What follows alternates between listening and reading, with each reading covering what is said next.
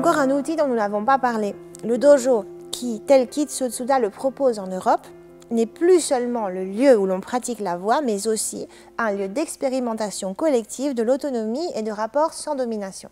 En effet, quand il arrive en France, il retourne en France, donc en 69, il retourne à Paris.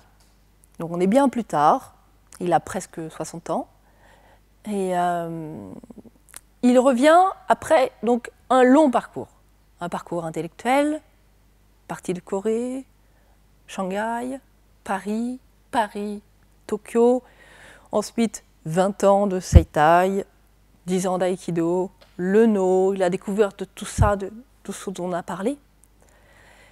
Et là, pour lui, il y a ce désir de transmettre ses idées sur le ki, de pouvoir parler et faire découvrir ce que lui-même a découvert. Et pour ça, il choisit la France et il choisit Paris. Donc, il fait un petit détour par les États-Unis, il fait quelques conférences là-bas, et puis il arrive à Paris et il s'installe à Paris.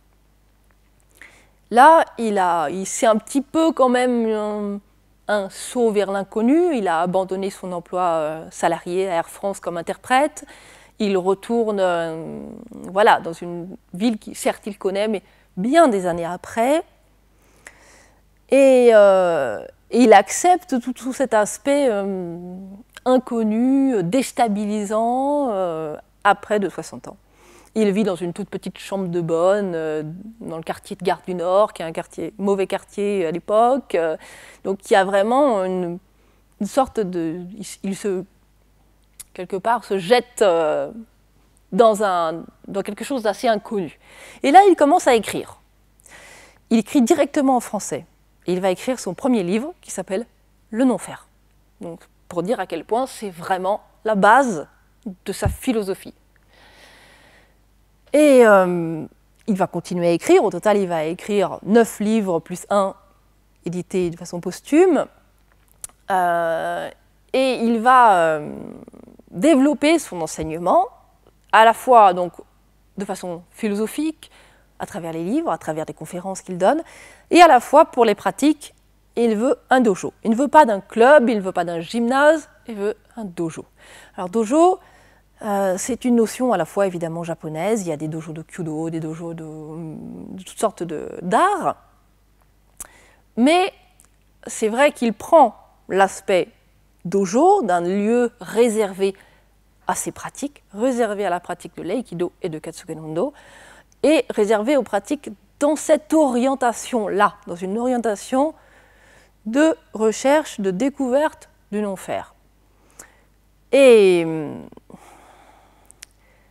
donc il y a non seulement cette articulation du côté dojo, mais il y a aussi effectivement plein d'influences qu'on peut retrouver, si on connaît ces sources, de pensées effectivement de type anarchiste ou libertaire, où il va en parler de façon orale avec ses élèves. Alors Itsuo Tsuda est quelqu'un qui se méfie des étiquettes, donc il ne va pas donner de mots, d'étiquettes de type dojo anarchiste, dojo libertaire, ou bien... Pas du tout, au contraire. Il va tout faire pour,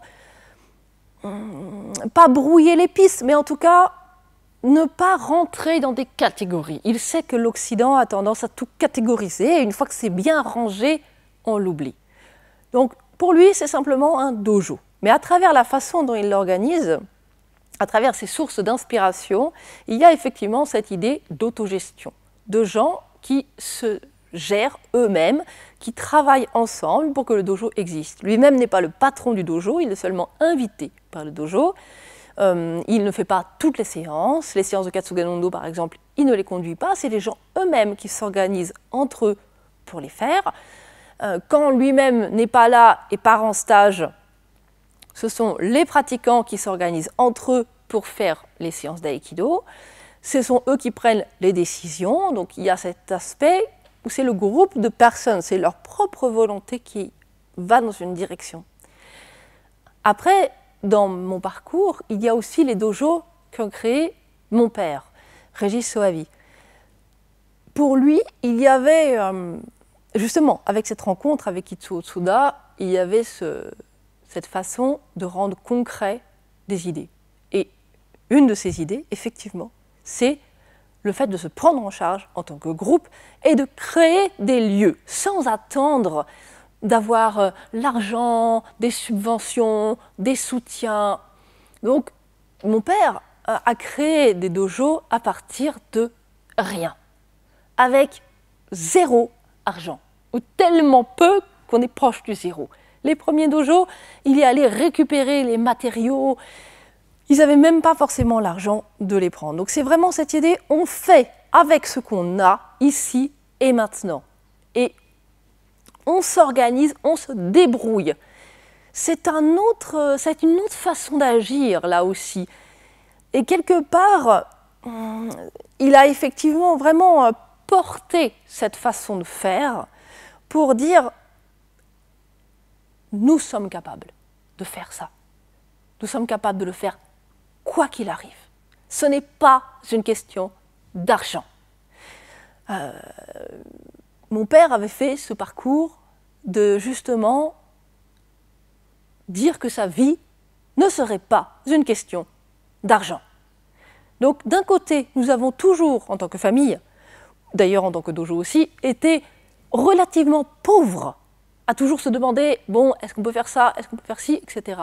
Et en même temps, avec d'un autre côté la chance d'avoir pris une autre direction et du coup de vivre des choses que, comment expliquer ça? Si on reste dans le système, si on reste avec tout un tas de croyances sur ce qu'il faut,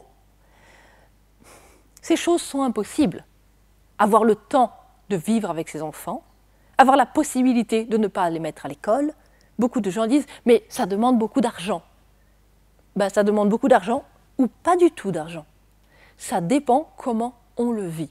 Avoir un dojo de 400 mètres carrés dans Paris, c'est impossible. Ça demande des millions d'euros. Ou bien, ça en demande beaucoup, beaucoup, beaucoup moins. Mais il faut saisir les occasions. Il faut comprendre que c'est par notre action, notre capacité de décision et de dire ça, je le fais maintenant. C'est une petite histoire, mais quelque part, j'ai grandi avec cette histoire que me racontait mon père quand j'étais petite. Il me racontait l'histoire d'un lapin qui voulait voir la mer. Et évidemment, ce lapin vivait dans la forêt. Et la mer, c'était loin. Et c'était impossible. Et tous les autres animaux lui disaient, mais c'est impossible. Et le lapin, alors, partait à la décharge. Et à la décharge, il farfouillait, il cherchait, et il trouvait une vieille machine à laver. Et il prenait le moteur de la machine à laver. Et il prenait une vieille caisse. Et puis, des roues de poussettes. Et il assemblait tout pour faire une sorte de petite voiture. Et le lapin commençait à partir vers la mer. Et là, il était arrêté par un animal qui lui disait « Oh, mais c'est extraordinaire, où tu vas comme ça ?» Et le lapin disait « Mais je pars vers la mer. » Et il disait « Mais moi aussi, je veux venir. » Alors le lapin disait « D'accord, viens. » Ils allaient à la décharge, ils prenaient autre chose, une vieille poussette, et ils accrochaient un autre wagon. Et l'histoire continuait comme ça. À la fin, il y avait tout un train que conduisait le lapin, et à la fin, il voyait la mer. Quelque part, mes parents ont fait ça. Ils voulaient aller par là. Il y avait peut-être une décharge, il y avait peut-être du vieux matériau, il y avait de quoi faire ci, il y avait des gens qui étaient OK pour les entraider. Et puis voilà. Et puis, ils y sont allés. Et au fur et à mesure du chemin, les gens ont dit « Oh, mais comment vous faites? Moi aussi, je veux aller par là. » Et dans un dojo, c'était ça pour mon père. C'était dire « Oui, le dojo, il existe. Vous voulez aller par là? Venez, c'est possible. Vous aussi, vous êtes capable de prendre un marteau, de fabriquer quelque chose. Vous aussi, vous êtes capable de vous organiser. Vous aussi, vous êtes capable de gérer de l'argent. Regardez, on prend, on compte, on discute. Ça peut marcher. On se redécouvre capable de mener sa propre vie, de prendre ses propres décisions. Pas d'avoir des vies extraordinaires, mais des vies vécues complètement. Et dojo, c'était un outil pour ça, pour qu'ensuite, ça s'étende pour chacun d'entre nous, ça peut s'étendre à sa vie, chacun à sa manière, chacun selon ses directions. Mais dans le dojo, il a pu faire l'expérience vécue de cette situation à la fois extraordinaire et à la fois ordinaire, qu'il est possible de s'organiser. Parce que, Ivan Illich aussi le dit, on est intoxiqué par l'idée de notre incapacité à faire les choses, que nous avons besoin des enseignants pour apprendre aux enfants, que nous avons besoin de ci ou de ça, que nous avons besoin du garagiste, que nous avons besoin du médecin, que nous avons besoin du policier, que nous avons besoin de l'homme politique, que nous avons besoin de tout ça, et que nous sommes juste incapables. Et dans le dojo, on se redécouvre capable du début à la fin, si on a envie de faire ce parcours. On peut très bien venir au dojo, pratiquer, repartir, chacun est libre. Ce n'est pas une doctrine. Personne n'est obligé de faire quoi que ce soit. On vient au dojo, on paye sa cotise, on pratique, on repart. Ça va très bien. Mais si on commence à s'interroger un petit peu plus, si on a envie d'en savoir un peu plus, on peut découvrir que derrière, il y a des gens qui s'organisent, qui s'activent, qui des fois disent « mais ça, j'y connais rien ». Et puis qui font, et puis qui apprennent, qui cherchent. Et à la fin, on sort de cette intoxication, de cette idée que nous sommes incapables. Nous sommes capables. Si nous ne savons pas, nous apprenons.